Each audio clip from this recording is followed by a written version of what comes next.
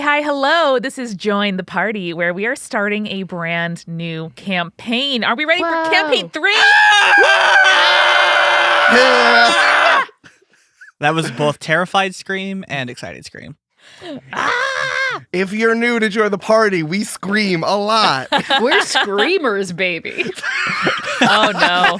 Oh, no. Oh, no. I stand by it. Is this the new energy? Is this what we're doing? I think so, because, we're rooting and tooting when we're out here, out on the high seas, because campaign 3, we're doing pirates, baby. What?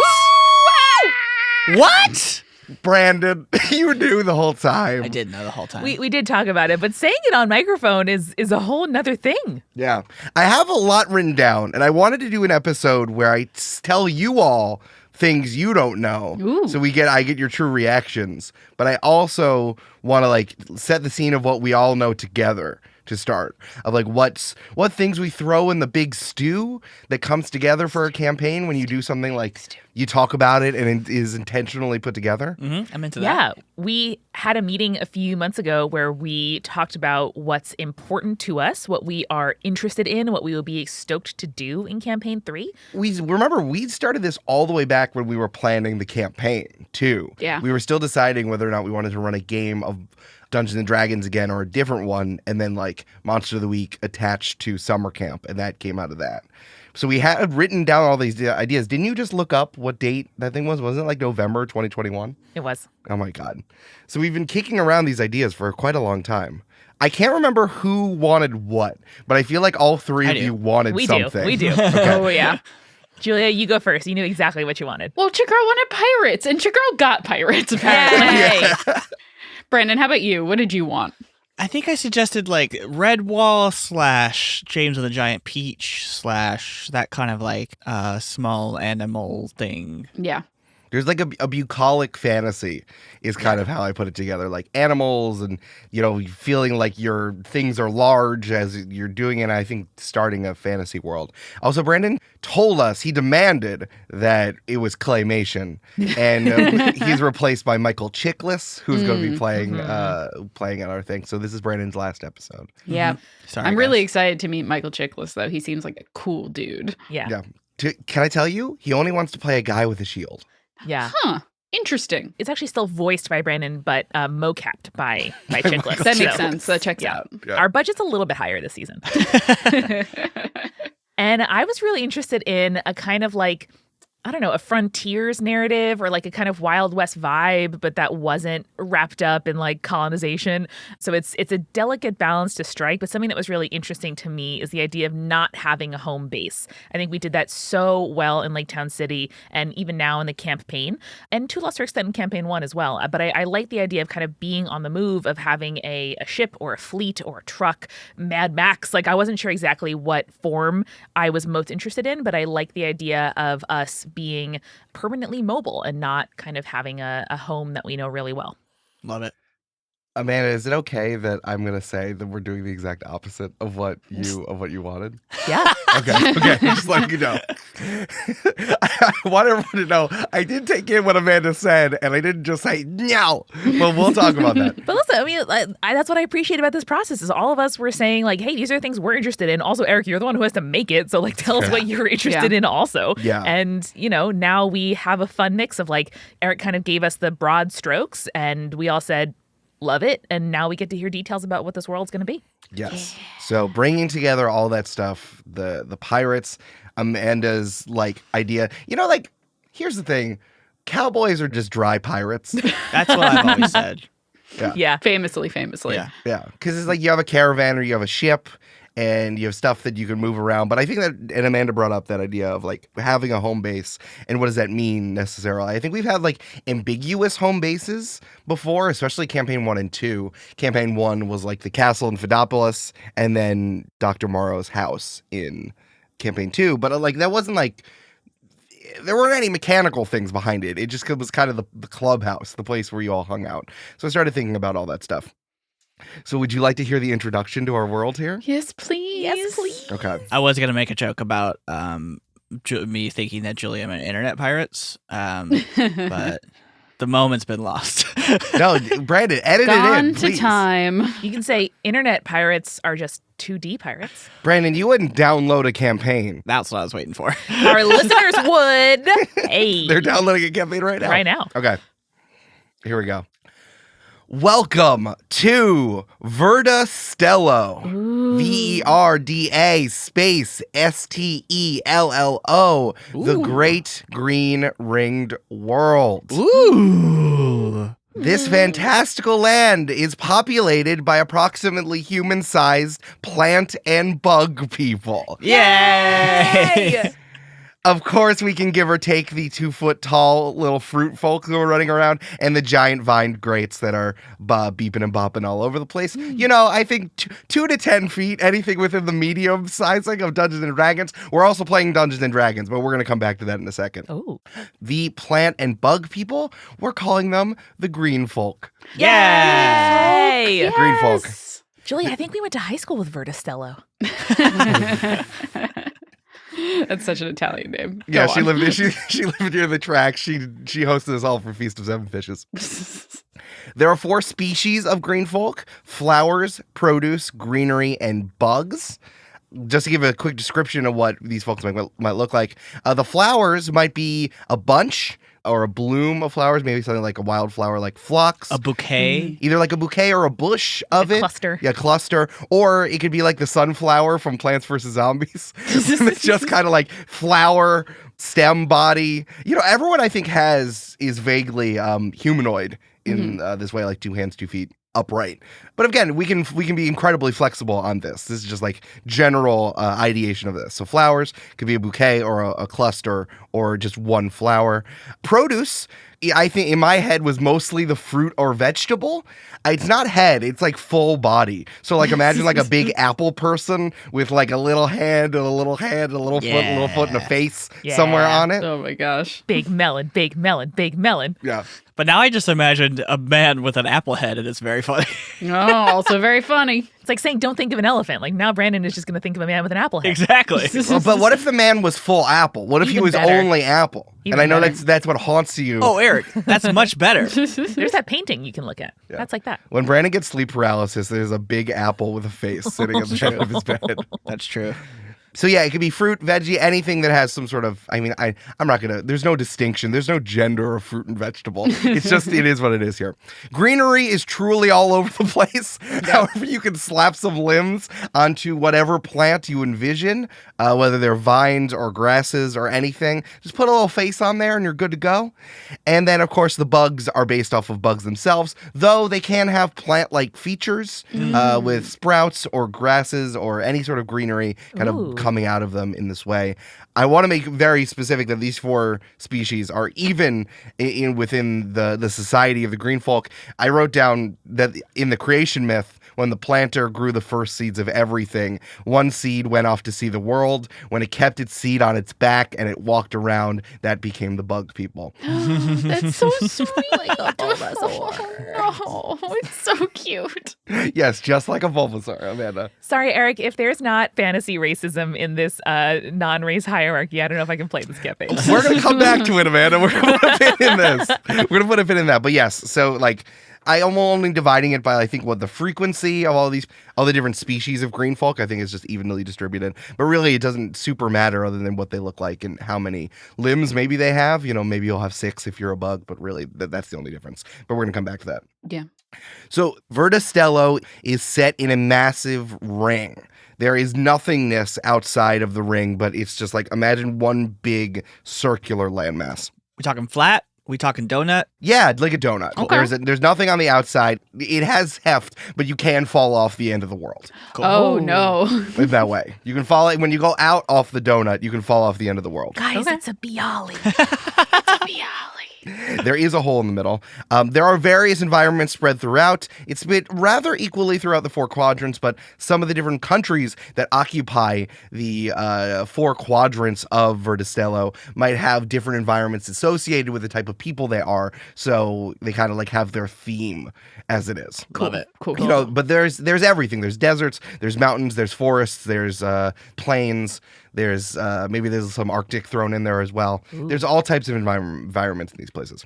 If you're envisioning if you're envisioning this like landmass donut with 4 quadrants, it's kind of a combination of 2 Mario Kart 64 battle stages. It's like the donut, and then there's that block fort, which is the one with the 4 different colored squares everywhere. That's how I combine the smoosh them together in my head. Gotcha. Now, ringing the center of the land donut of Verda Stello is a massive waterfall called the Cascade. It kind of comes out of nowhere. There's no peak of the cascade. There is just like a wall of water that encircles the inner donut. Is it like a circle of a waterfall, or does it have like a 2D sort of plane? No, you're correct, Brandon. It is a circle. It is a waterfall circle. Now, is the water coming from above, or it's falling below, or both? It's coming from above, falling below. However, like it is too tall to see the top. It kind of almost comes from the sky, from the clouds, because of the massive cloud cover. For those of you who've been near Niagara Falls or whatever big waterfall is in your neck of the woods, you know what I'm talking about. There's this massive just fogginess around there, so it's hard to see. And of course, the thing is about the Cascade is that it is the heart of Verda Stello. It provides the water that gets turned into food and drink all over the land. The thing about it, because we are all, and here's the other thing why we're doing plants, is that all 3 of my friends here love plants dearly. It's true. Yeah. You can't water your plants too much or they'll flood themselves and they'll get sick. Much like the green folk cannot drink too much pure water or you'll die. Like you can't subsist on pure water alone. So it's converted to sugar water or alcohol or sap or whatever other things that are for the various foods that they eat all over the world. Love it, love it.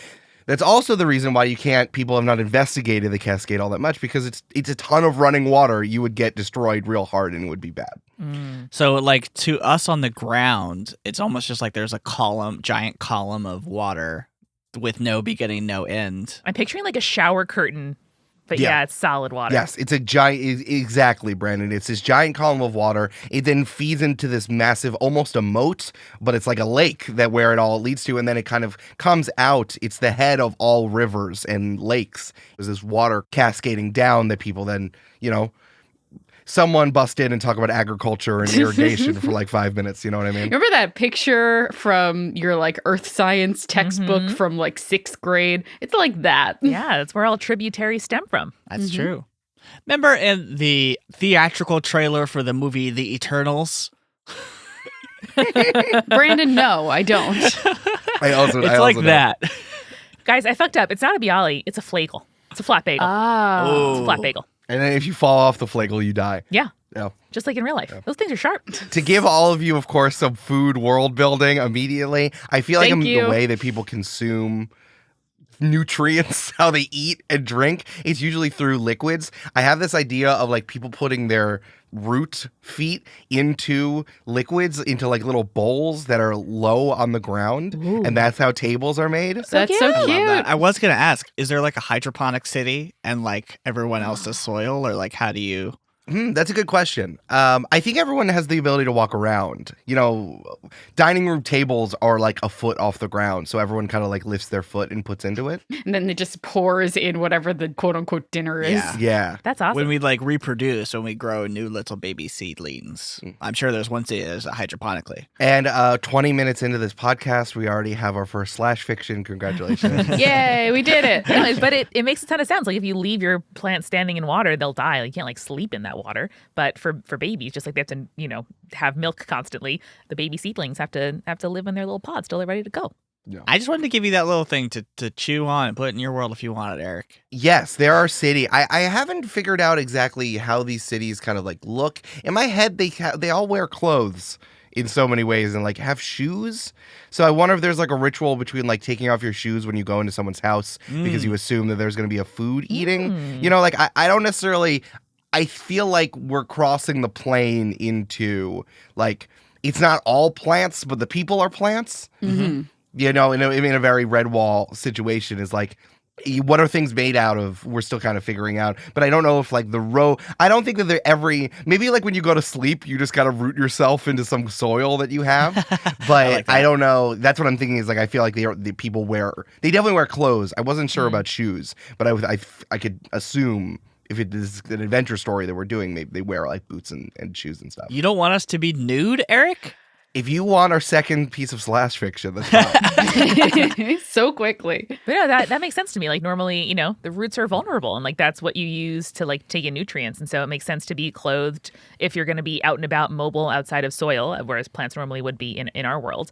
And then I love that idea of like, for hospitality's sake, there's maybe a washing ritual. And then, you have at least like mild, commonplace drink available to people when they're at your house if they need sustenance. Cobblers make so much money off the bug people, though, because they have to have so many boots. But they look tight as hell. Yeah. The bug people are the fashion people. They're Hell fashion yeah. Oh, I'm people. sure. Yeah. They love fat. Not the flowers, the bugs. I'm picturing like butterfly club kids with like all kinds of like cool strappy, material for the wings to shine. Yes, incredible. Oh my God. Just to be clear for my pedant brain as well, like you're including all types of numbers of feet. Like arachnids are not technically bugs, but like they're included, right, Eric? Correct. Yeah. Yes. But I think that like, again, I know that I set this up that it's like there's a bunch of plant people and then there are bugs. I just thought it would be cool to include bugs as well because I know bugs look tight as hell. So I do think that, yes, any sort of insect or what I don't know what enough a kid about would this call a much. creepy collie. Yeah. If you showed something to a 5th grader and they told, actually no, that 5th grader might tell you what for. A 5-year-old. If you showed it to a 5-year-old and you said, "Is this a bug?" and they say yes, it counts. Nice. And then of course they have the plants expressions. I did just imagine showing it to a 5th grade Julia and that Julia being like, "No, you dumbass!" Arachnid. It's an arachnid. Count the legs. 1, 2, 3, 4, 5, 6, 7, 8. Arachnid. They both have thoraxes, but that does not mean it is a bug.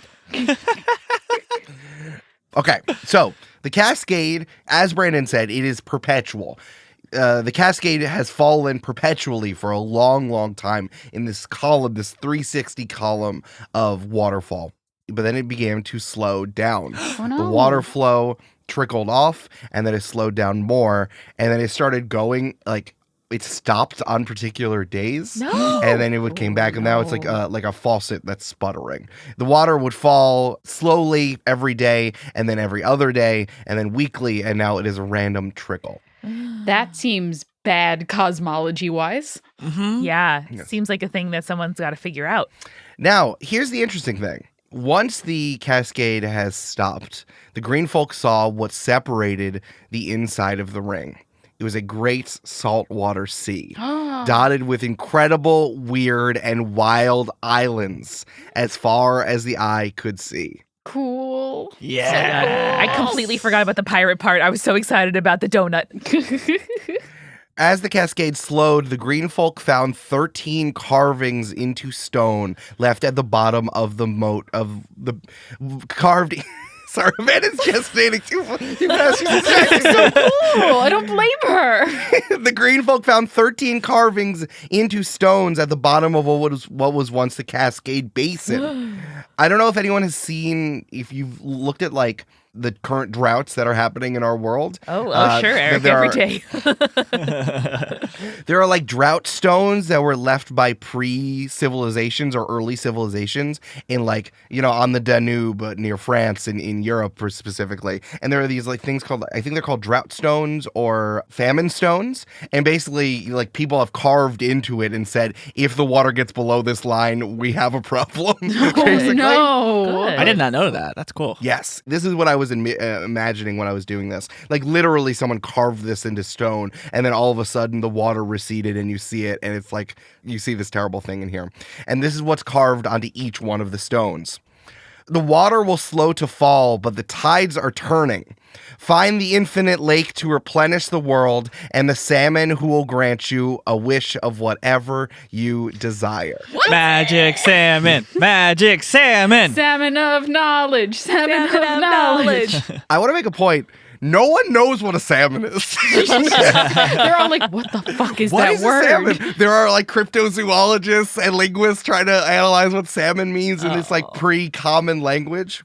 This marks the event called the Ships That Ride the Tide, or better known as the Tide. Ooh. And what do you call folks who go out onto some salt water in boats and look for adventure? Well, you call them pirates. Yeah. Yeah. This story is set 50 years after the beginning of the tide, as everyone is continuously looking for the infinite lake and the salmon that grants wishes, and the 50 years that happened after the cascade stopped running. Fucking love it. Oh my gosh. Is the what you call it, a flagle? Yeah. Flagel, flat bagel. Is the flagle and now the ocean in the middle of it so large that, like, if you were on one side, you couldn't see the landmass on the other side? Exactly. Cool. Yes. It is as good. The saltwater sea, even if you're standing on the side of it, even if you're standing on the side of the Mediterranean or a Great Lake or anything, it's like you can't really see the other side. It's very large, and no matter where you're standing in the center of the donut, you cannot see the other side. After 50 years, no one has found the infinite lake and the salmon that grants wishes. So people are still looking fervently as the water from the cascade is starting to finally, all of the reserves are drying out. Oh no. Is there a heated debate amongst the green folk whether it's pronounced salmon or salmon? Brandon, now there is. It must. Let's write that down. Different people say salmon or salmon, 100%. And a couple. Salmon. Salamod, people think it's a god. Mm-hmm. That's true. I mean, we haven't mentioned any marine creatures, so how could you possibly have a frame of reference for what that is? Exactly, yeah. Yeah. So, this is the setting. Oh my This God, I'm is the losing my mind. introduction. I'm losing my mind. I'm losing This is so my fun. This is mind. where This we're is starting this. good. Now, I have more to say, but I would like to take a pause here for all of us to kind of talk about why we're returning to Dungeons and Dragons and what we're doing that's different now that we're returning to the game.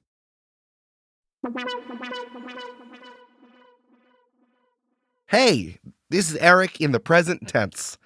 We actually recorded this episode at the end of September 2022, even before we recorded the One Shot Derby episodes, if you can believe that.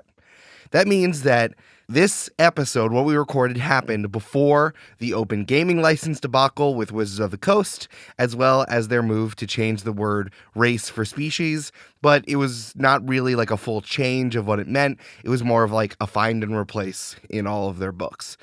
What's funny is that this doesn't really change anything that I or the rest of the Join the Party folks say, other than I'm like, oh, it's really novel that we're going to use species for our upcoming game. Wizards of the Coast has been a bad steward of Dungeons & Dragons for a very long time, and the corporation that owns them, Hasbro, only is using them to make gobs and gobs and gobs of money, even as we use it to express ourselves with storytelling. The game that they're selling you is not the game that we play at our tables, both me and you, the listener, and it's imperative that we keep this corporation's feet to the fire, which, I will be doing on social media and on this podcast, and I know that the rest of the Join the Party folks will be doing as well. I'm only here to point that out, to say that there might be a little bit of dissonance, but not a lot, because Wizard of the Coast continues to fuck up. Now, listen in the next part, and it will all make sense. Back to it. I did miss playing D&D, to be honest. I missed me rolling dice.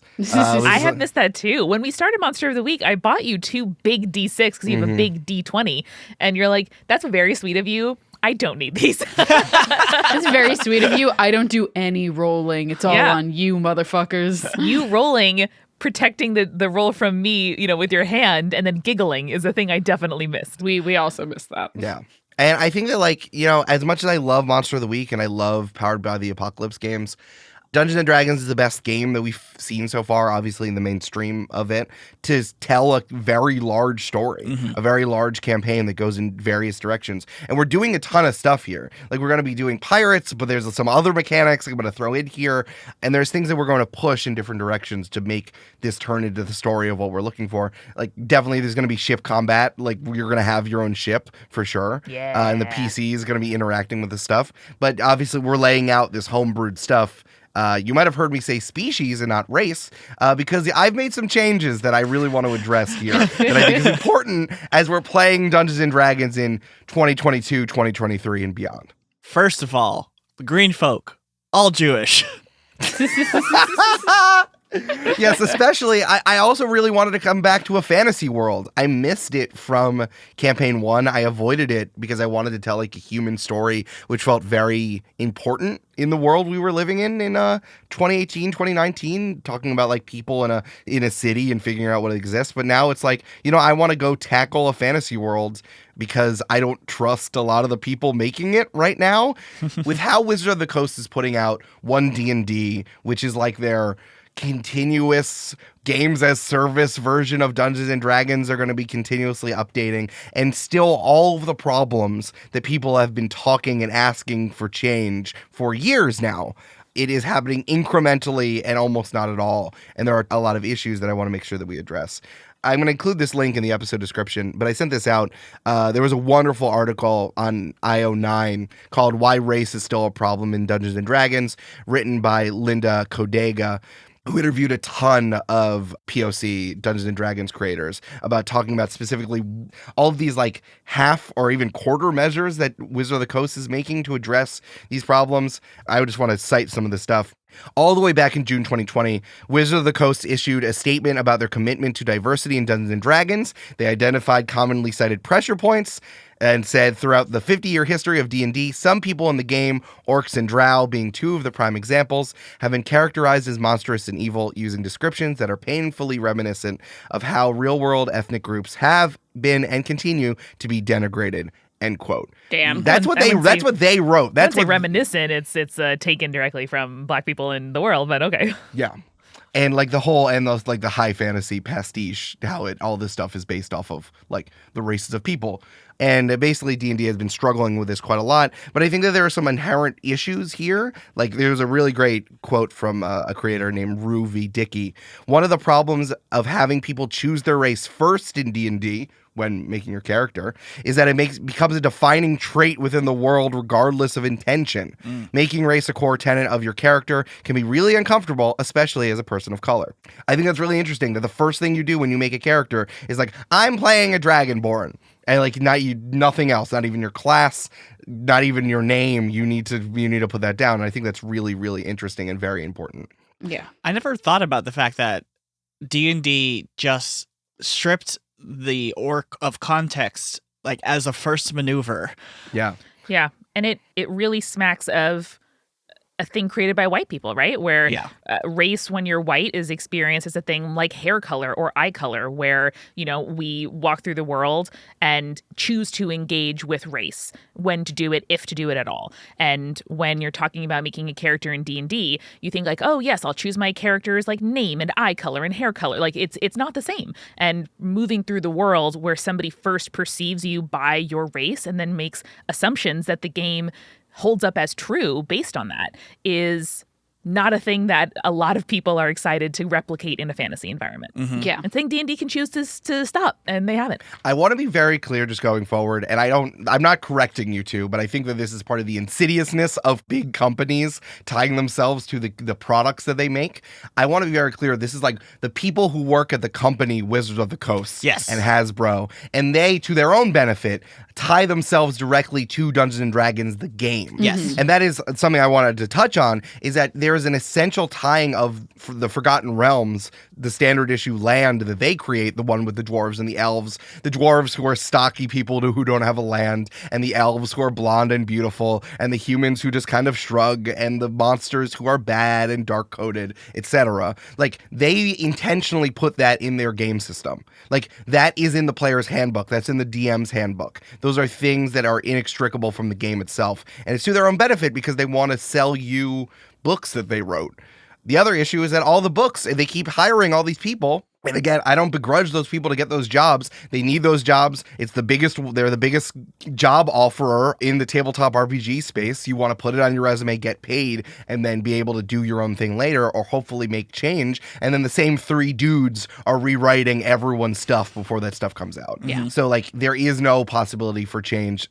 And there are articles and quotes from various places where it's like Wizard of the Coast wants D&D to be D&D, whatever that means. And that means that the same people are just going to do it. I want to touch on, there was a really great summary of all of the issues that all of the people that Linda Codega summarized all this summarized stuff. The critical points of game design that would help remove inherent bioessentialism and move away from racial coding. The removal of prescriptive skill packages. So think about how only specific races are allowed to be brave or know how to use certain weapons or are smart or have these bonuses. Not even like the bonuses that we've talked about that like orcs get +2 to strength and are dumb, but like, hey, only this race knows how to use archery equipment, essentially, is really odd. It's not even implicit. It's explicit. It's explicit. Yeah. It's like, it's not even coded. It's in the coding. Like, gosh. Or who know a certain language, that only a certain race knows a certain language is wild.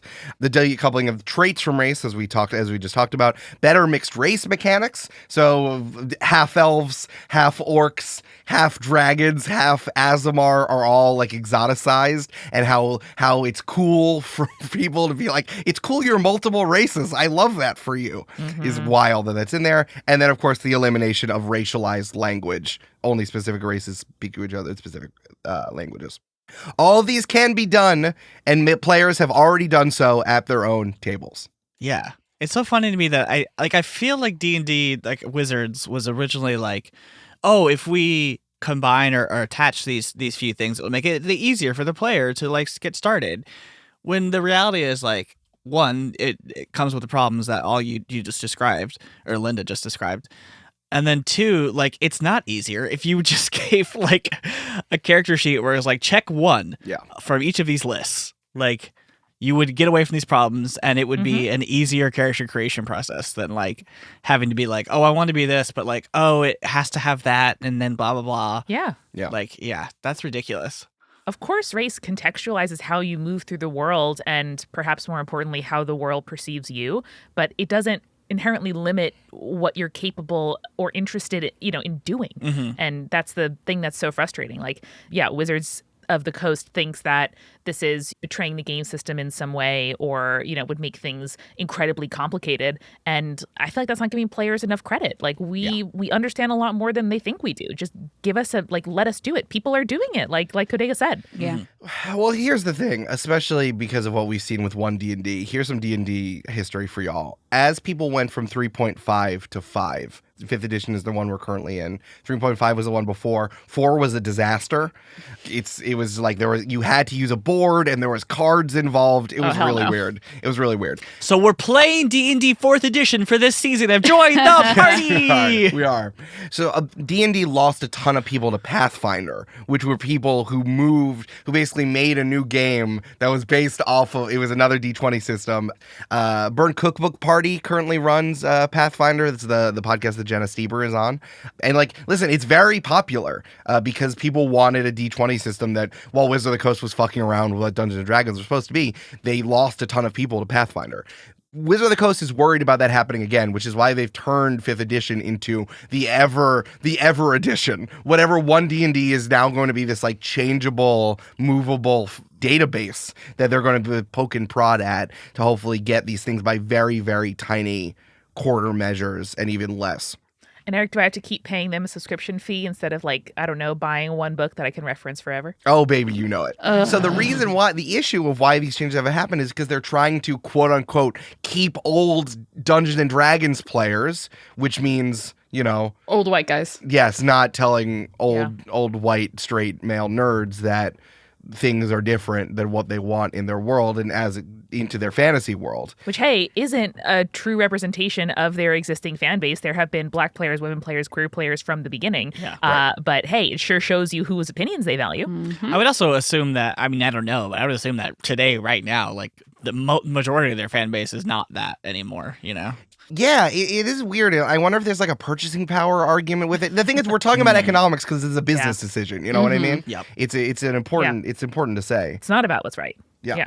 So I have made some changes to simplify this stuff, and also so we can feel better about playing this game system that I like. I really like the skeleton. I've talked about how Dungeons & Dragons is an interesting and flexible system that lets you play epic stories that involve kicking ass. And that's fun to play on a podcast. But there are changes that need to be made that Wizard of the Coast will not do for business reasons, and I think we can do to demonstrate that you can do it.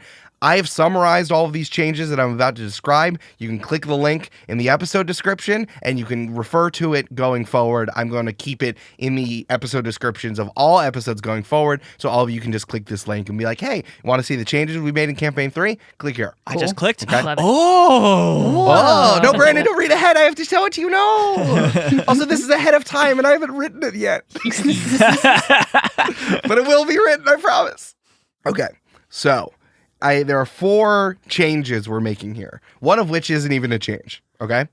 Okay. The first is initial bonuses. The first thing you are going to choose when you are making your character is something called traditions. Traditions are your initial bonuses and things you know inherently as a person because they're from what country your character and your character's family is from in Verda Stello. Hell yeah. Now, these are mostly just stat bonuses, plus some traits that you have inherited from, like, cultural osmosis.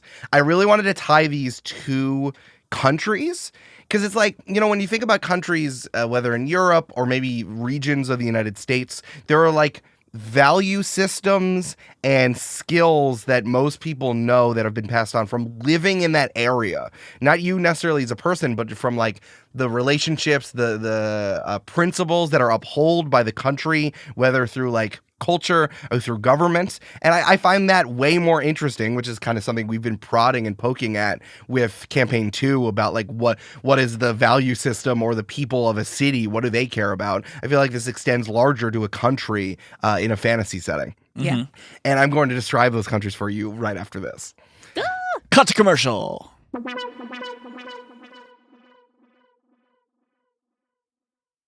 Hey, it's Amanda. Aren't you enjoying that new campaign smell? A little salty, super fresh. There's nothing like it. And it reminds me of the feeling of matching my shoes to my outfit. This is something that I have been trying to do more and more this year, is wear something with a pop of color that I can accessorize with one of my very cool pairs of sneakers. And even if I don't see anybody that day or have any in-person meetings, it's still a little, secret something that I know I can have powering my day. So welcome to the mid-roll. Today's shoes are Uno branded, and my pop of color is red.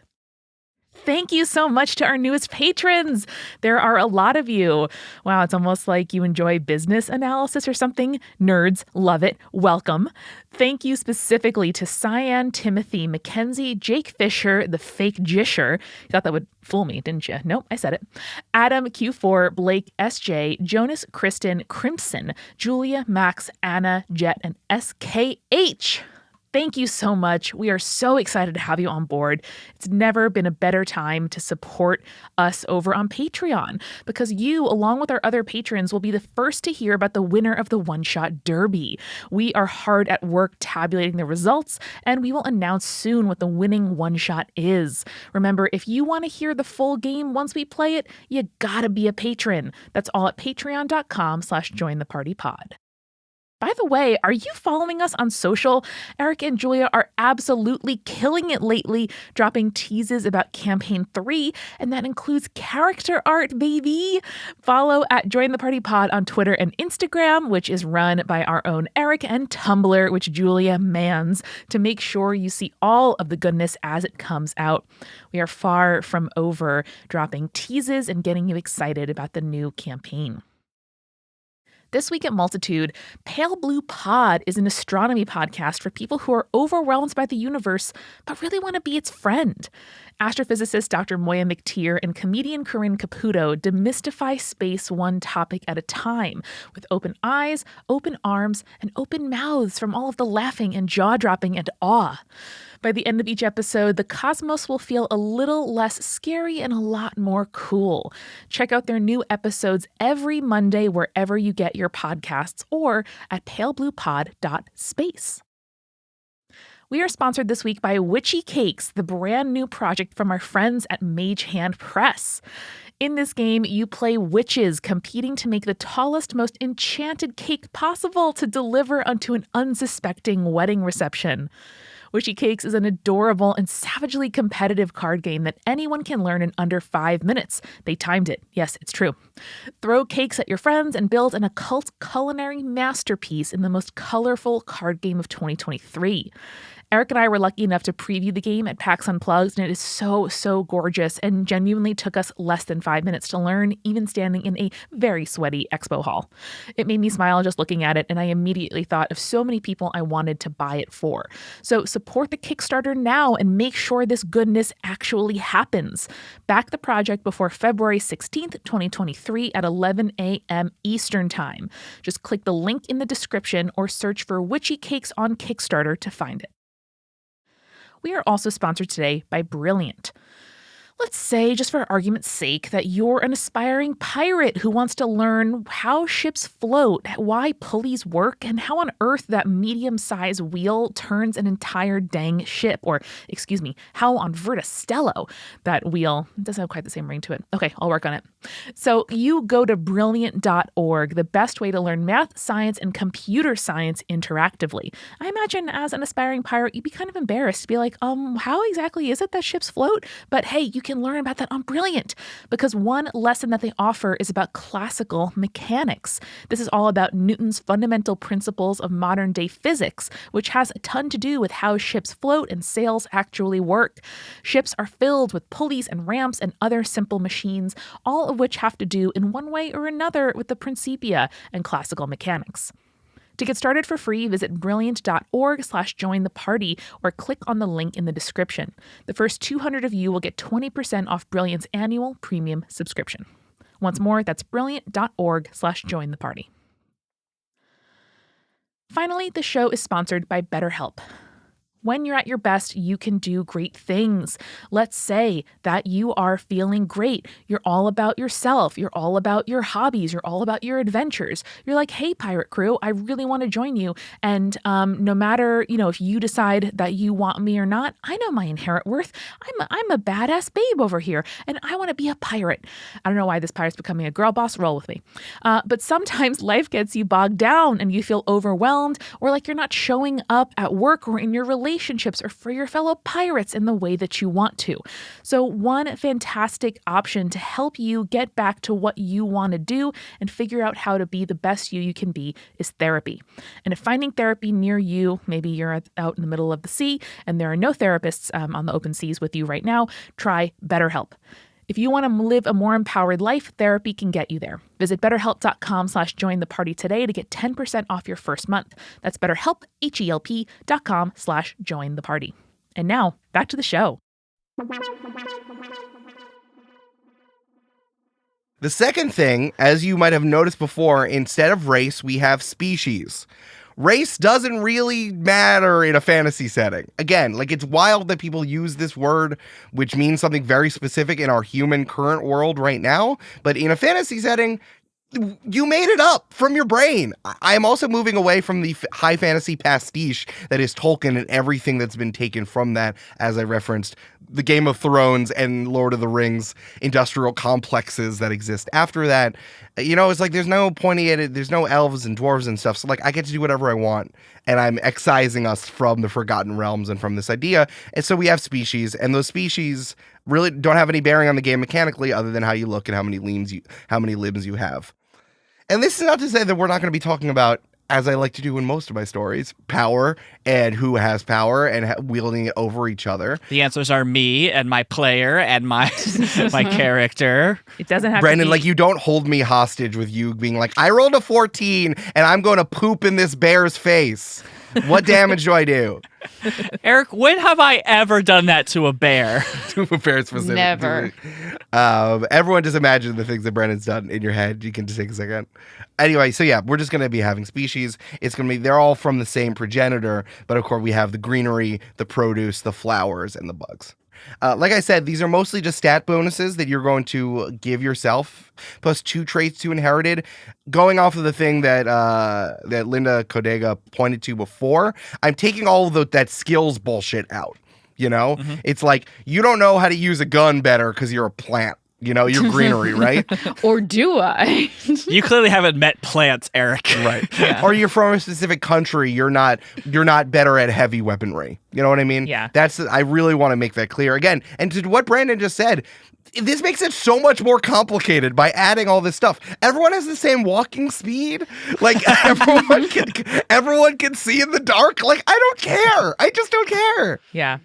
I was just going to say, I can like cut through a sidewalk in Midtown at rush hour, not because of some inherent bonus to me, because I'm a white Irish woman from New York. It's because if I don't, I'll get swept aside. And my parents knew how to do that because they're from New York and they taught me. Like it's a skill, it's a tradition. It's not something inherent about my biology. Right. Yeah, Julia talks like she's from Long Island because she's from Long Island. I don't talk like I'm from Long Island. Yeah. Very rarely does it come out. And I value bagels. Yeah. I value bagels because they're delicious. And I've had I good love bagels. pizza. Because pizza's good. Okay, the third one is the one that's the same. Backgrounds are the same. Honestly, I like them. When we talk about languages, I always like turning that into jargon. We were very successful with Milo's ability to speak to eBay, and Aggie's ability to know construction stuff, I think has been really fun. And I think that we're kind of leaning on something that I think backgrounds are getting at, but are ignored very quickly when people are in a campaign. But like, y'all probably weren't pirates to begin with. Or like, people were not pirates to start with. It's this adventure you undertake on behalf of yourself or someone else or your country or a principle you uphold. So I think you will have skills that you did before you got on a pirate ship, which I think is very important to the campaign of the Tide. Yeah. Love it. Love it. I don't have backgrounds in front of me. If there's another piece of racial essentialism that's in there, I'm taking it out. I just haven't looked at it specifically because I've been focusing on the species and the tradition stuff so much. Oh, what's this one? I have a list and it's of backgrounds and it just says white. It says bounty hunters are only allowed to be Vietnamese. It's really odd. It's strange. I don't know why that's written there. I'm taking that out. I'm pulling it out. Okay, good. And finally, because I think we want to stretch our legs a little bit more after playing our third campaign of Dungeons and Dragons, we are going to be using classes and subclasses from Valda's Spire of Secrets from Mage Hand Press. Yeah, boy. We talked about this a lot in the end of campaign 2 when this Kickstarter was running last year, but we got our hands on the PDFs. The classes and subclasses are absolutely incredible. There's some really great expansion on classes, spells, feat, and more. We're going to be linking to it in our episode description. We're talking to Mage Hand Press to see what we can do to make sure everyone knows about it, both on their side and on our side, so everyone is self-aware of this. But we're going to spend another episode with just the characters, introducing the classes and subclasses and all the other good stuff that you've done. So no one is going to be behind, even though we are using homebrewed classes and subclasses. Remember, we've been using homebrewed subclasses for a very long time, so y'all are already on top of it. It's true. I don't know what the characters are doing yet. I'm super stoked. So you are all going to surprise me at some point. Yeah. What's the lifespan of folks here? That's a good question. I think it's about human sized. I think that pirates are interesting because you die easy, right? Like you're putting yourself in intentionally a dangerous situation by living on a boat in the middle of the sea. Are they like lobsters where if we didn't catch them and eat them, they'd live forever, but they're still easily pierced by a sword? I know what you're talking about. I think that green folk have similar fragility in terms of both their bodies and their age as humans do. Cool. I also think it might be pretty interesting to see an old person on a boat. Like if you're old, there's a reason why. You know what I mean? Like you've survived. You're a crafty guy. Well, that's what I think about in terms of age. Gotcha. Also, Brandon, you want to know a sad fact about lobsters? I guess. So what you said is true, is that they can basically live forever if we didn't catch and kill them, except for the fact that eventually they are unable to molt and they continue growing inside their shells and it just crushes them to death, and it's very sad. Yeah, that's very sad. I don't like it. I don't really like lobsters either. They're kind of gross. I don't. Julia, Amanda had to take out her earbud because you were saying a sad I'm fact sorry, about animals. bud. It's okay. I protected myself. To be more specific, Brandon, I think this is turn of the century people, because it's like people aren't living to 120. I don't think. I think it's like if you saw someone who was 70, it would be wow. Oh my God. If you saw, especially if they were on a boat, that's even wilder. I think there are probably people who are in like very posh living areas on land who are like 80, 85, but probably no more 80, 90. It'd be like, wow, the oldest person in the world is 100 is definitely like written in their Guinness Book of World Records. Hell Cool. yeah. And you already said this, but remind me, the ocean is saltwater. Is saltwater, yes. Cool. That's actually very important. The ocean is saltwater, which makes it even worse to swim in. I don't think that the green folk swim. I mean, don't put saltwater in your plants. You know what I mean? No. Like, that's bad news. They don't like it. Get parched right up. Listen, I know the least about plants out of all four of you, so I'm going to be throwing stuff out. And I'm like, Eric this had is like a correct, panic right? attack. He was like, do you do that? Are you supposed to do that? Like, I know people are going to be like, someone just kicked in the door of the recording studio and said some plants love saltwater. I know, not in my fantasy world. Get out of here. Get. So swimming, if you fall in the water, I think it's dangerous. On top of the ocean thing, how ocean currents are really scary. There might be things in the water. It's bad if you fall in the salt water. That makes sense. Yeah. Cool.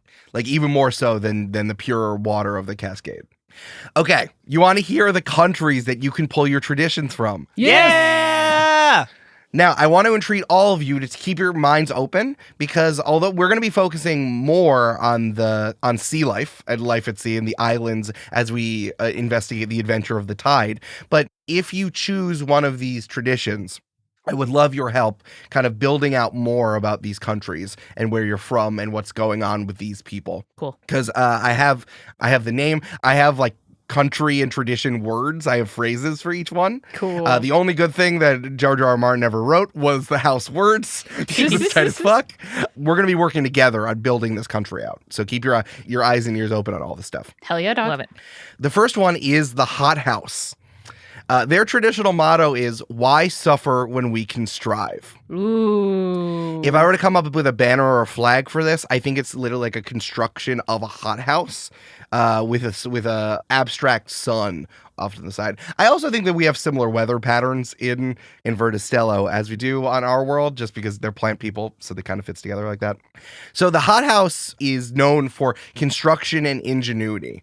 Their traditions and their principles are about finding the best way to do something is its own greatest reward. They also prize letting people know that you did it with a plaque or a statue or a signature or something like that. Yeah. It's very important. Their government is put together. The main figure is called the Builder, who is kind of a god king. The Builder embodies everything that the hothouse believes in. I mean, that would be the biggest boon, right? Is building the society that builds everything else, right? Like you are making the template for the society that values templates above all else. Mm-hmm. These are large countries, so I think that these kind of spread all out around the area, again, regardless of environment. But I think that you're in the hothouse when you cross into a land that has actual houses that are built like a hothouse that are all glass, or they incorporate a windows or a solarium. There's always like a glass area of your home because sleeping in your solarium is supposed to like do more for your body and makes you grow, and like we have the ingenuity to make ourselves as good as possible, which is something that the hothouse prizes over all else. Hell yeah. So yeah, the main figure of government, I have governments for each one of these. The main figure of government here is the Builder, who's kind of like a god king a la pharaohs in Egypt. Mm-hmm. They reign for long stretches of time because once you're designated the Builder, everyone kind of consolidates around you, and there isn't a lot of like palace intrigue. It's just like, yeah, well, the Builder's the smartest and knows everything, so they're gonna lead us in whatever direction we're going to do. It's kind of like it's not like a religious monarchy, like a divine right thing, because in between god kings, there is a series of challenges that people do publicly to determine who is the Builder. And then there is a final voting, and every single citizen of the hothouse gets a vote. It's like the civil service exam meets the electing of a new pope. Yes, it's actually a lot like that. And then there's a lot of tumult in between. And, I'm not saying that there isn't like political intrigue of getting the Builder you want into this thing and training the next series of builders. But I think once they're in there, they're reigning for 50, 60, 70 years. Wow. Yeah. It's too long. I'm going to That's so say cool. that's too long. I agree. I 100% agree. But they think it's the right thing because there's a real belief in objectivism in the hothouse. Right. You get stat bonuses. You get initial stat bonuses. You can decide whether you want to do +2 to one stat and +1 to the other stat, or flop them and do +1 and +2. So you could either do +2 to strength and 1 to intelligence, or +2 to intelligence and 1 to strength, correct? Correct. Gotcha. But I assume the stats change per country? Yes, it changes per country. Cool. Oh. Yes, this is the tradition variation I'm talking about. These are the stat bonuses that come from that. So if you're from the hothouse, you get bonuses to strength and intelligence, and you can decide if you want to do +2 or +1 to either one of those. Cool. You also you can choose a field of study, something that you are super into.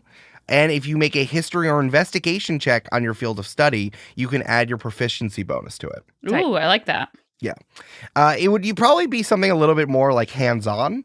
I don't think it's like philosophical necessarily or Like idealistic. pottery. Yeah, like pottery or construction or something. Well, we can talk about what it is your field of study is, but you can add your proficiency bonus straight up to that. And then you get 1 extra jargon or language. Okay. Nice. My name's Aggie O'Hare, and I speak paperwork. Man, you've already done that character. You can't do it again. Damn. Oh, okay. no. Come on. Does anyone have any questions about the hothouse? No, I love them. I love it. The hothouse was fun, envisioning like a fantasy world that had just like a ton of glass houses everywhere. Mm-hmm. I think looking out on the horizon and seeing like the glass houses reflect all the light at sunset. Aw. It's so cool. It must be some kind of like special glass too, because like they're good builders, so they wouldn't Yeah. be able to break a glass house with a rock or whatever the saying is.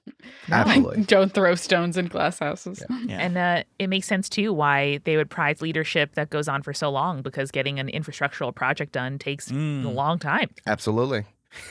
You're not allowed to say something mean about someone else while inside of your house. Okay, the second country you can choose from are open fields. Their traditional motto is reap what is sown. Open fields, there's a lot more flat area or irrigated and agricultural area to like hoe and sow and make fields out of, which is kind of self-explanatory. But I think that there's a relationship with the world itself. Maybe it's a little bit more religious in the way that like maybe you assume that like everyone who's around Vatican City is like, yeah, I believe in that guy, the Pope. Like it's kind of like a prevailing thing that like everyone believes in this kind of relationship with the world itself, and you know the relationship of the harvest and of the agricultural cycle. Would you say it's more religious or more like spiritual, mystical kind of thing? I think it's more religious. I think there's a codification here instead of feeling. It's kind of like revolving. You farm and you believe in the farm and you do your prayers thing. I don't know if there are churches in that way, and I use church specifically, but I think that it was like there's a prevailing like relationship with. Actually, you know what? There probably are churches. I think that there's a real like the 3 places I go, I'm either on the farm or at the church or at the family relationship place. You know, at my community center. Well, it sounds like the real, like, lived reality of the agricultural calendar. That's like a thing you do over and over and over again. And it would make sense that like a practice of worship or making sure that the economy and, you know, meteorology are what they have to be. Makes sense. They would go hand in hand. Yeah, the word ritual keeps coming to mind. Yes. Yeah. Definitely rituals. I also don't want to tie this to Christianity necessarily. It's just kind of like a pervasiveness throughout the community that like we all do this together. We all do this in the country, that like we all kind of believe in the same thing because we live in the fields and we work the fields. We're in with it. We care about the earth and the earth provides for us.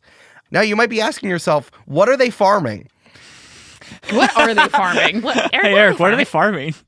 There's a real Goofy and Pluto situation happening here Okay. because they do farm produce. Okay. But some is sentient and some is not. Yes, exactly. The big ones are sentient, the small ones are not. I don't know if you've played like Betrayal on the House of the Hill, or maybe there's some shades of this in like Call of Cthulhu games, but I want to give them perseverance in that like they're fine with looking at the strangeness of the world and not having your brains break in half. There's a stat in Betrayal on the House of the Hill called sanity, which is your ability to like look at a horrible thing and be okay. Yeah. And I feel like people from the open fields are okay at like staring at the strangeness of the world and like dealing with it. Cool. What do they do with the produce? Does someone eat it? Yeah, you eat it. It's part, or you juice it. I guess you juice it. Yeah. Well, because we talked about their roots eating out of bowls before, so I didn't know. Right. Like, do they have forks and knives and tables and shit? Yeah, I think so. I'm not saying that you can't put things in your mouth and eat them. I just think that it might be easier necessarily to drink with your roots or have low slung tables. I thought was fun. But yeah, I think that people eat with their mouths as well. You have two options. Special occasion. Yeah. Another thing that I thought would be really interesting about the open fields is they name themselves after virtues. Yeah. Which I really loved. Like, I don't know, there's like a tradition of naming yourself after a virtue you want to embody, in the way that like old like revivalist Christian communities did. So it's like, hi, this is my son, responsibility. My daughter, temperance. Yeah. But like, it's definitely separated from those things. So I think those ideas of virtue, people are named those things, but I find deeply fun. Like you run into someone whose name is love or friendship or kindness. Or like, I mean, even there are ones that have been very normalized, like earnest, I think that there's also a level of artisticness in a certain way, in like expressing your feelings and being able to have your relaxation time. There's like I wrote artistic in a Renaissance sort of way, and I also tied this that the cities there are very old. It's like they built the cities and then they were like, all right, we're done. We're gonna go farm for the rest of time, and it's very regimentally maintained in the way that like people had hoped that like maybe Venice was, or when you go to Europe and you're like, wow, this building's been here for 1,200 years. Jesus Christ. I'm picturing a big old state fair, almost, of like that's been the here for corn arts, 1,200 years. the butter sculpting. No, in terms of like the artistic disciplines. No, I understand what you're saying. I just thought it was funny.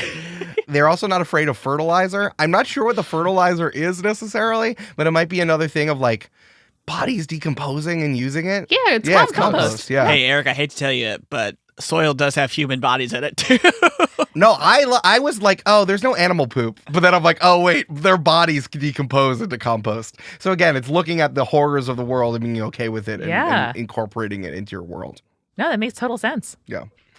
Their government system is an oligarchy. It's run by the few, quote unquote, who is kind of has an executive, a military, a money, a culture, and a religious figure, a la maybe the council, the small council in Game of Thrones.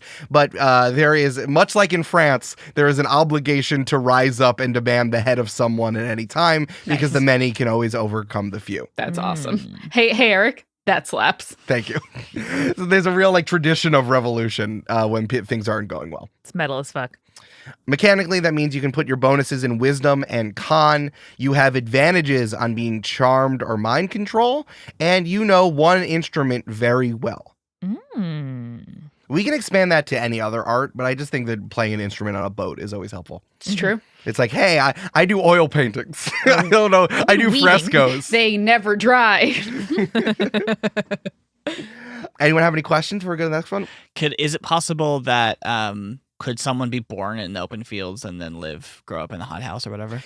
Great question. This is not about where you're born. I think that's very, from what we understand about expatriatism and moving and traditions of those things, this I think is where you grew up the most. Cool. Is where you gain this stuff. Yeah. Like, what does society teach you? What does society teach you is important? What does society punish you for being or not being? I think it's really interesting.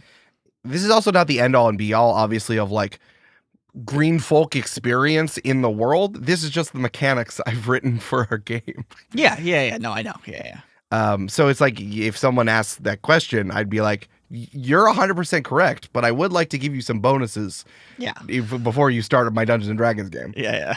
All right, let's go to the next one. This is the Kingdom of the Crags. Traditional motto is we cover all. Moss. There's a lot of moss, a lot of lichen happening. Yeah. Although this is not solely mountains, because again, these aren't where the dwarves live in the mountains. There is certainly a thing about living in places that are less inhabited, that the people of the crabs are more than happy with. Living in deserts, living in bogs, living in mountains. If there's any sort of like permafrost area, that might more likely than not be in this place where there is a thriving community instead of like a small outpost there. The Crags, they love dealing with adversity. They have formed into houses and territories. I think this is another thing that I pulled from Game of Thrones. The house system is interesting. I don't know if anyone's looked at a map of Westeros and Essos and saw how the houses are spread out, but like they're wild as hell. There are sigils everywhere over like small territories, so it's like almost like small territory. People own these like small territories or feudalist. They're not feudalist, obviously, but like, duchies or whatever, or counties, and it's kind of divided in that area. They believe in sacrificing comfort for something greater. Usually it's for their own enrichment. They explore the land and find the great thing that it does and work with it, whether this is pulling obsidian from lava near a volcano, or looking for a fruit that gives you the strength of 10 green folk buried deep within one specific place, like a oasis in a desert or on a mountain, or a glowing mushroom that is in a crevice. Metal as fuck. They are like, this is my thing. I live here because this tight thing exists here. Mm-hmm. Do they call it the Earth? Do you think? That's a good question. Probably. Or they probably call it the land. So when they say the Earth, they mean the land, not like the planet that they live on, or whatever that they live on, kind of thing. Yeah, because like the planet and the land is Verda Stello. So when I say Earth, I mean like soil. Cool. But I'm going to try to take that out of my language because I'm a fantasy writer now and I can't have that shit. Terra, who's she? Their government is the constant royalty of the Crags. A phrase that people throw around is called "everyone has a purpose," and the royals are ruling and dying. Getting back into House of the Dragon and thinking about Game of Thrones again, it was so funny how like no one really cares about whatever is happening on King's Landing.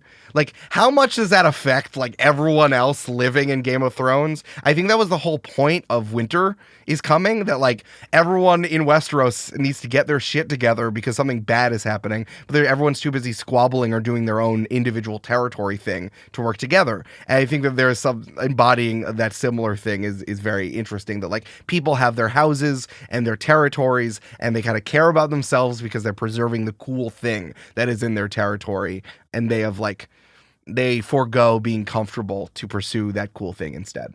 Hell yeah, dog. So is it almost quasi like British monarchy kind of vibes? Minus the colonialism. Yeah. It's like there are kings, but how long does it take for a decree that a king makes or a royal to make comes down and actually affects someone who lives on a land out in House Gemini or whatever, which is like all the way out on the other side next to a volcano. You know what I mean? Mm-hmm. And like there is definitely like a royal seat like in King's Landing. I don't have the name for that yet, but exactly, like who said that something you did is going to affect my life all that much? Mm-hmm, Cool. Mm-hmm. So they try to like exert some kind of control, but like the average folk is like, okay. Yeah, they care more about the person who's ruling their territory. It's It doesn't affect their life that much. the house who controls their area. Mm. Sorry, I've never seen Game of Thrones or House of Dragons, so I don't have any of these reference points. No, it's fine. That's fine. Maybe like the kind of like benevolent ages, more or less, of like the Greek Empire, where it's kind of like, yeah, I pay taxes to somebody, and like I don't know, I keep living my life, and like whoever I pay taxes to, it's the same guy in my neighborhood who he gives it to. But Yes. Yeah, it's definitely similar to that. Cool. I also think that though, since there is a constant changing of royalty, people will try to exert power in this way of making sure that they stay as royal for as long as possible before they get assassinated or something happens. So I think there's a lot of changeover, but also there's like big power struggles of trying to enforce, especially as you get closer and closer to the royal seat. If you're from the Crags, you get bonuses to charisma and strength. You get resistance to one type of elemental damage because wherever you grew up in your territory, you spent time next to a volcano, you get fire elemental damage. Just explain that to me. And you are good at playing one game, and you are very good at it. When you have downtime in the Kingdom of the Crags, you play your games and you play for keeps. Dang. So I think this can be cards. This could be some version of chess. This could be something that everyone knows how to play. So this isn't like a regional thing. It's not like you walk up and being like, we're playing Big Fish, and everyone throws you off the boat because no one knows how to play. I'm imagining a bunch of like people from the Kingdom of the Crags who meet, when they're like in some envoy in some other land, and they decide to like hustle everybody at pool. And our fourth and final country is Overstock. Overstock's traditional motto is carry your roots. Ooh. You know you are in Overstock because of the vertical cities. Yeah. This is like some solar punk, neo-futurist, idealist, quixotic world in that like they're doing something else from everyone else. This is where we're getting to spiritualism because they are investigating the sky and where the original water and planter came from is kind of the thing. Because they go skyward, they get closer to the clouds. And of course, there's rain and snow. And they are very fascinated by that as a country at large. I think that this is also a very philosophical place. Everything kind of revolves around this investigation of the world and the place in which the green folk live, which also leads to the fact that they're incredibly mercantile, while there's a lot of trading and merchants running around going from Overstock everywhere else because they're so busy philosophizing, they just buy what they need. They're just like, I'm doing stuff. You make money to deal with your needs so that you can go back to examining the questions of the universe. Gotcha. Overstock is actually a giant city-state stemming from the stacked city of Skyreach, which is their capital. I don't know if anyone's seen, outside of people who play Civilization 4, 5, or 6 a lot, the Hanging Gardens of Babylon. Yeah. But imagine it's like it's up and down, very green. There's like this classical style. There are columns everywhere because again, it's like vines snaking up and down. It's not a skyscraper. It's more just like stacked. Everything is stacked and growing upwards. Maybe it's more like the Tower of Babel, where people built it just to go high, not to dominate the cityscape, but just to go up. Yeah. Love it. Interesting. They have a lot of representatives, much like aldermen for those of you from Chicago, but it's more like you have many mayors of your neighborhood or your outer town, and they form coalitions of government and parties, much like we see in parliaments across the world. So they're democratic. Yeah, they are a representative democratic, yes. Because they're like, I don't want to think about voting. I don't want to think about shit. You do it. Yeah. Like being an alderman is like you're taking the burden of policy off of people. And it is like, thank you for doing this so I don't have to. So I can think about and work on other things. I'm picturing everybody as like an absent-minded professor who lives in this neighborhood. I love that. Yeah, very idealistic, very quixotic. But again, they're just chilling. I think they're probably the least, like they cause the least amount of drama out of all the places. But that's because they're insular and they're thinking about other things.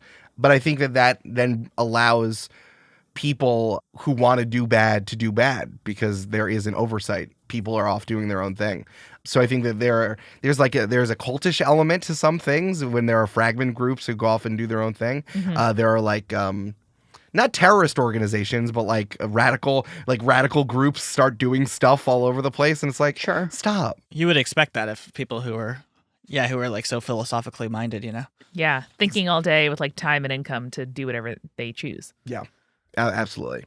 If you are from Overstock, you get bonuses to Dex and Con. You personally have confronted and are unafraid of one common fear. That can be drowning. That could be like getting snuck up in the night. That could be death. And I'll factor that into your bonuses as you do that. This one's a little more amorphous because the mechanical benefit of Overstock is much more specific. So that's why this one is ambiguous. Because if you're from Overstock, you know how to fall. You've probably fallen from 10, 20, 30, 40, 50 stories before and are very fascinated and are okay with that and know how to deal with it. So you have an ability to, whether you have this inherently, if you have wings or you're one of those like seedlings that are helicoptery, or you have big leaves, or you have some sort of mechanical way to protect you as you fall, because you have 10 feet of hover. Cool. You can only hover if you're going from a higher place to a lower place. This is more like a modified slow fall. You roll 1d6 for the number of rounds you can fall. And you can fall for like 30 seconds max, and that comes out to 5 rounds. If you roll a 6, you get +1 to your next falling round next time. But you can only get 5 rounds of being able to hover. It's 10 feet. And you have to go from a high place to a lower place. You can only do it for 30 seconds, so you can't fall forever. Because eventually it would be impossible. That's cool. Fair enough. You mean like 10 feet of hover, meaning like you can hover at 10 feet or... 10 feet of distance. Oh, like vertical, horizontal distance. Horizontal distance is 10 feet. However, because you can't go fast. However, when you're falling, there's like a gravity. In Dungeons and Dragons, your falling speed has to do with like your gravitational pull, blah, blah, blah. Because you can also use this to reduce the amount of damage on a fall by half up to 50 feet. So that we can, if you're not moving and you're just doing it not to get hurt, we can just do that mechanically. Cool. Yeah. So this is kind of like you always have a mini slow fall in your pocket. Cool. Kind of nice.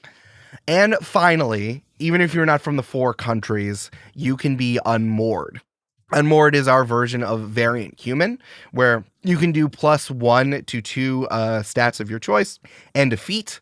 This is what we did for all characters in Campaign 2. But if you don't feel attached to any of these countries, you can always choose to be unmoored. But then I want to investigate why you don't feel close to any country. Maybe you are pirate born. You've only learned and lived in the tide.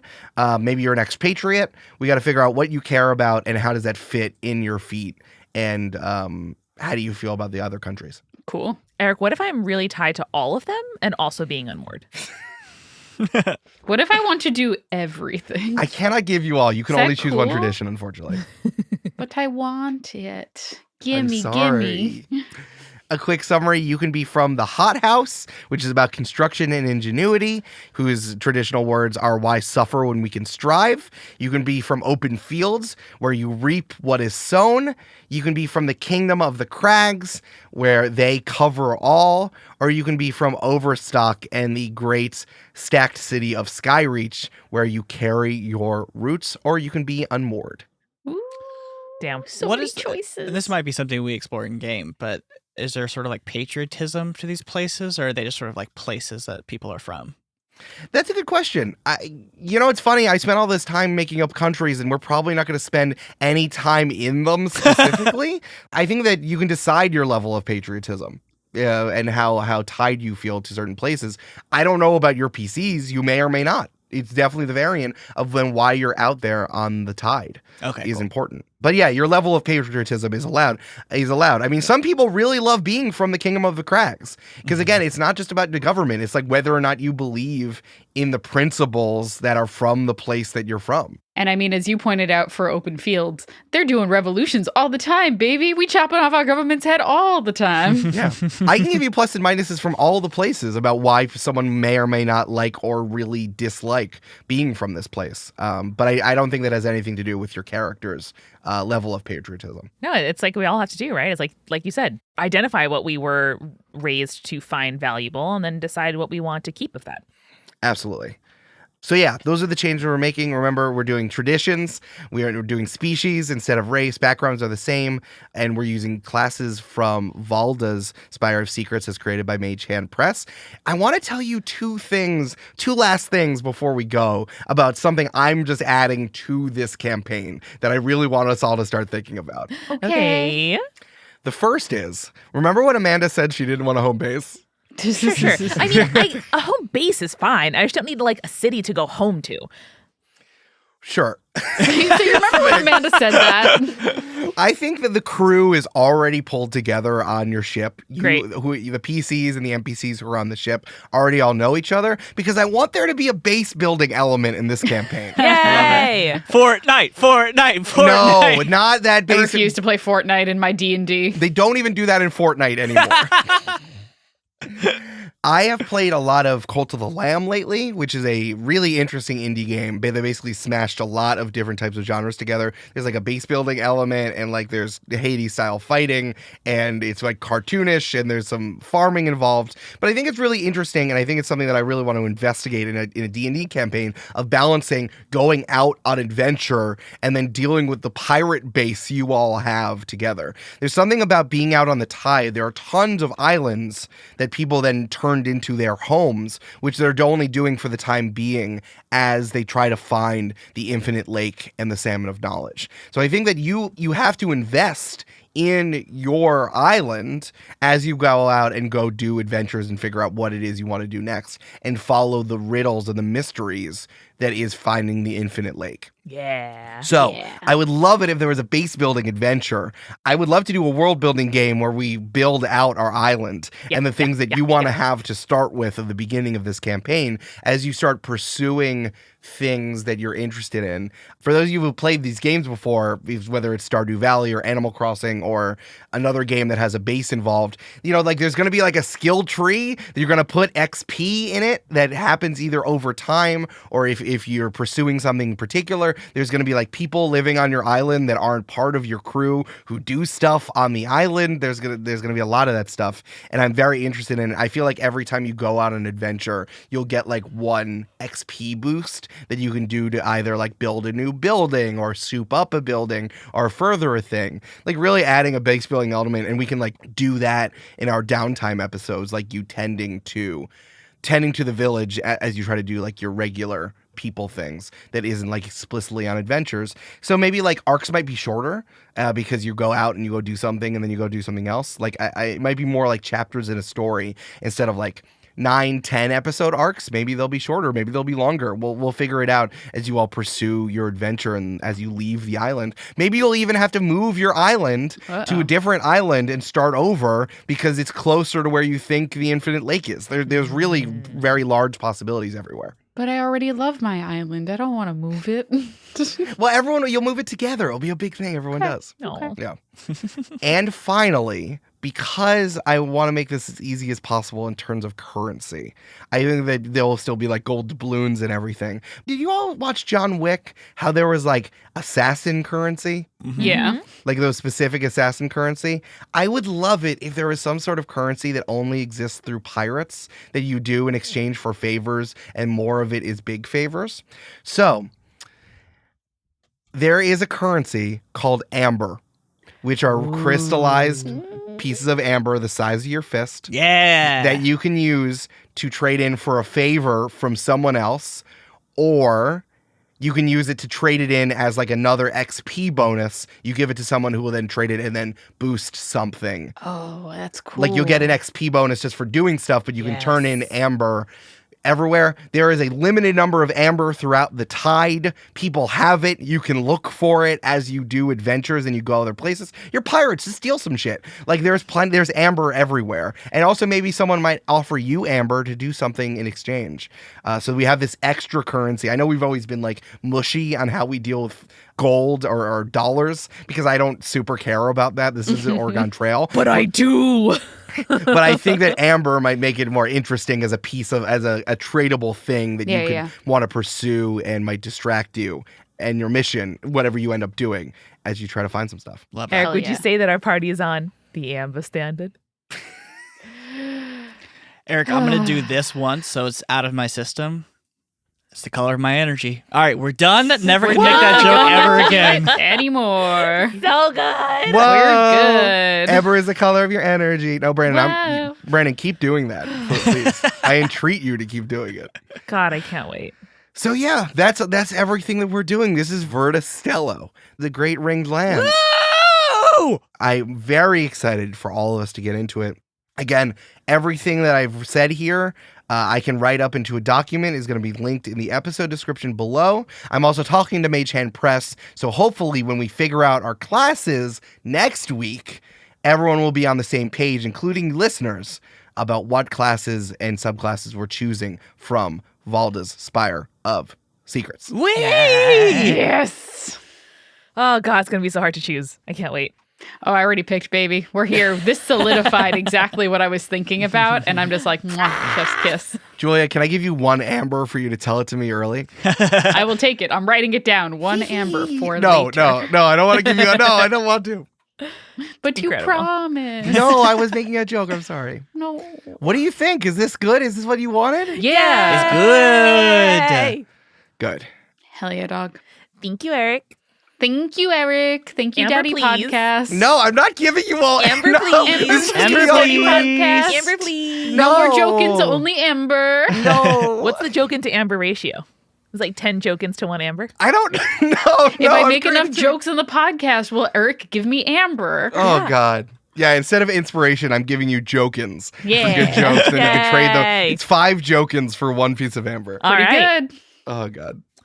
Eric, I know I, for one, cannot wait to explore Verda Stello even more. So, folks, stay tuned for next week when we are going to talk all about our characters and classes. We'll see you then. Hey, Amanda, would you say it's time to sail away? Sail Come away, sail away. Amanda and I went different sail away songs, and I love that for us. Sail on down the road about a half a mile or so. Try to make you stay, but da-na-na-na. Bye, guys. And the weatherman comes running from far and sea and rum. Bye. Say well and adieu to you, fair Spanish ladies. Say well and adieu, you ladies from Spain. I'm going to stop recording now.